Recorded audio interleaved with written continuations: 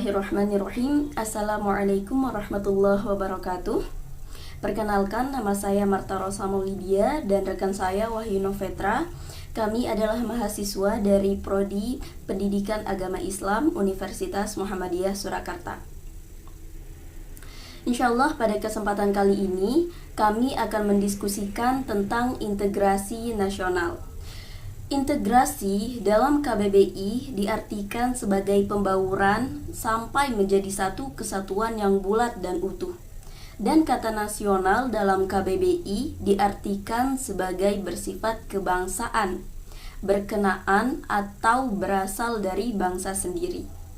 Secara istilah, integrasi nasional didefinisikan oleh beberapa ahli.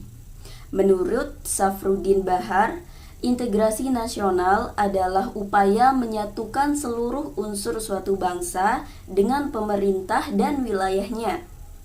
Sedangkan menurut Howard Rigin, integrasi nasional adalah penyatuan bangsa-bangsa yang berbeda dari suatu masyarakat menjadi suatu keseluruhan yang utuh. Nah, Mas Wahyu, apa aja sih bentuk penerapan integrasi nasional dalam masyarakat? Baik, Mbak Mar.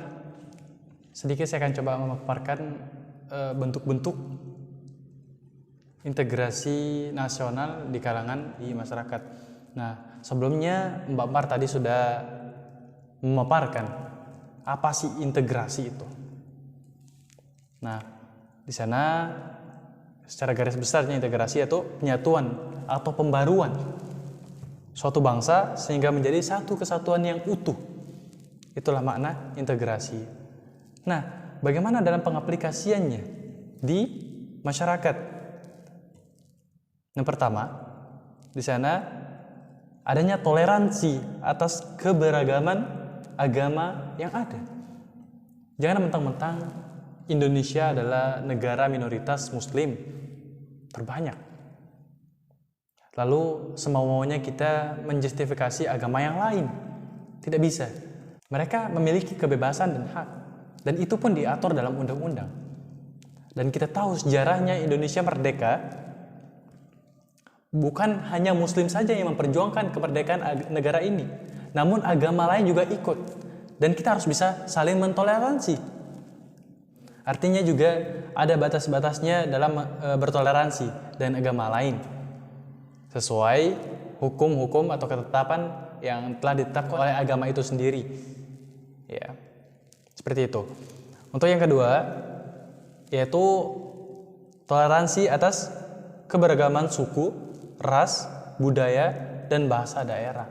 Kita tahu bahwa Indonesia ini terdiri dari berbagai macam budaya, suku, ras, dan berbagai macam bahasa. Artinya, di sini kita bisa bertoleransi dengan saudara-saudara kita yang berbeda ini. Makanya dengan adanya bahasa pemersatu yaitu bahasa Indonesia, untuk bisa kita saling memahami perbedaan itu. Yang ketiga, menjunjung tinggi penyelesaian masalah dengan musyawarah. Jadi nggak bisa semau-maunya kita mengambil keputusan dalam menyelesaikan masalah. Kita harus bermusyawarah untuk mufakat. Nah, makanya dimaktubkan dalam ideologi Pancasila nomor 4, kerakyatan yang dipimpin oleh kebijaksanaan dalam permusyawaratan dan perwakilan. Artinya, apapun permasalahannya, ada tempat untuk menyelesaikannya, itu pengadilan. Dan kita harus bisa wujudkan ini. Mungkin itu, Mbak Mar. Masya Allah, sangat menarik ya teman-teman. Nah, Mas Wahyu, kalau ada tindakan, pasti ada dampaknya dong.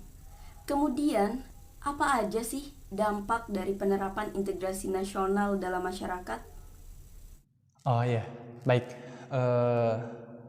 Apa tadi? Apa aja sih dampak dari penerapan integrasi nasional dalam masyarakat? Apa sih dampak integrasi nasional dalam masyarakat? Nah, adapun dari bentuknya tadi pasti ada dampaknya. Dan itu terbagi menjadi dua, ada dampak positif dan negatifnya. Dan kita melihat di sini dampaknya yang positif ya. Yang pertama, memperkuat rasa kesatuan dan persatuan. Itu tujuannya tadi dari makna yang telah kita paparkan sebelumnya. Untuk mencapai ya tujuan yang utuh, ya, mencapai tujuan kesatuan yang utuh. Itulah dampak positifnya dari kiat-kiat tadi ya dalam bentuk-bentuk itu. Adapun dampak positifnya yang pertama yaitu memperkuat rasa kesatuan dan persatuan. Seperti apa tujuan dari maknanya tadi yang sudah saya sampaikan dan Mbak Mar sampaikan, yaitu untuk mencapai persatuan yang utuh. Nah, lalu yang kedua di sini yaitu menghindari tumbuhnya disintegrasi wilayah. Apa disintegrasi itu? Disintegrasi di sini dikatakan ya keadaan yang tidak bersatu padu, yang menghilangnya keutuhan dan persatuan serta menyebabkan perpecahan. Nah, dan kalau itu maknanya dari disintegrasi, kalau ditujukan pada wilayah, artinya di sini jangan sampai kita berbeda wilayah, yang jelas-jelas di sana kan berbeda suku, ras, bahasa, sehingga kita ya menumbuhkan disintegrasi ini. Tidak. Justru dengan adanya perbedaan ini kita bisa saling belajar. Bukan saling ya apa yang saya katakan tadi itu rasisme. Tidak. Lalu yang berikutnya itu dampak negatifnya. Apa sih dampak negatifnya di sini? Yaitu sikap chauvinisme mungkin muncul. Apa sih chauvinisme ini? Yaitu bentuk dari perasaan cinta, bangga, ya, royalitas yang tinggi, fanatisme atau kesetiaan pada suatu tanah air atau negara tanpa mempertimbangkan pandangan dari orang lain, ya, tentang suatu bangsa lain. Misalnya maksudnya di sini ada dari budaya negara lain yang ingin belajar budaya Indonesia atau ingin membagikan kebudayaan mereka dengan Indonesia. Lalu kita menolaknya. Ini yang dimaksud. Nah, dan ini tidak boleh. Adapun mereka misalnya ingin belajar atau mengajarkan ya kebudayaan itu, kita harus menerima. Dengan tanda kutip, kita menerima bukan arti keseluruhannya menerima. Kita butuh filterisasi, menyaring mana yang bisa diambil, mana yang tidak, sehingga tidak menghilangkan ya budaya kita. Atau bisa kita mengkolaborasikan budaya dia dengan budaya kita. Seperti itu, bukan mentah-mentah kita menolak, itu salah. Nah, itu dampak negatifnya. Tapi kalau jelas-jelas ini akan merugikan bagi masyarakat, rakyat ataupun ya bangsa ini, maka wajib bagi kita sebagai masyarakat menolaknya. Seperti itu mungkin Mbak Mar. Masya Allah, terima kasih atas jawabannya Mas Wahyu. Jadi begitu ya teman-teman, pemaparan dari Mas Wahyu tentang penerapan integrasi nasional. Dari apa yang dijelaskan, kita bisa mempraktekkannya dalam kehidupan sehari-hari, selama itu akan membawa dampak positif.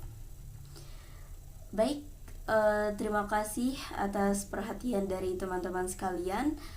Mungkin hanya ini yang dapat kami sampaikan, kurang dan lebihnya mohon dimaafkan. Wassalamualaikum warahmatullahi wabarakatuh.